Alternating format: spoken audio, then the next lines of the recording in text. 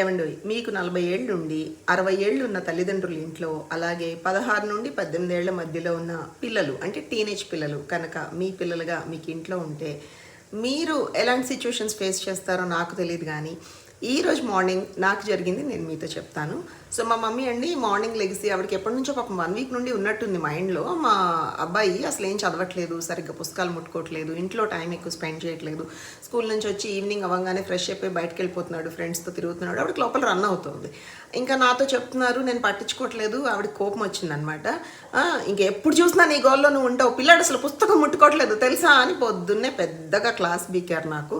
సరే మనం అదే ఎమోషన్లో ఫుల్ బీపీ తోటి నేను వాడి రూమ్లోకి వెళ్ళి అడిగానండి, నాన్న ఏంట్రా ఎప్పుడు చూసినా అమ్మమ్మతో నాకు తిట్లు నీ వల్ల, ఏం చదువుకోవడానికి ఏంటి మాయరోగం, ఇంటర్మీడియట్కి వచ్చి నేను చెప్పాలా రోజు పుస్తకాలు తీయమని అంటే వాడు చెప్తున్నాడండి, అమ్మ సెక్షన్ 354 ప్రకారం వాళ్ళ పర్మిషన్ లేకుండా వాళ్ళని ముట్టుకుంటే జైలుకి వెళ్తారంట.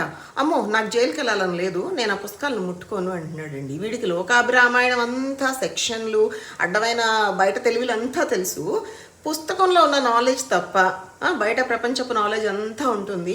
ఈ పిల్లల్ని డీల్ చేయలేక కామ్గా మేము మళ్ళీ మా రూమ్స్లోకి వెళ్ళిపోతాము. మళ్ళీ నెక్స్ట్ డే నాకు మళ్ళీ క్లాస్ అనమాట మా మమ్మీతోటి.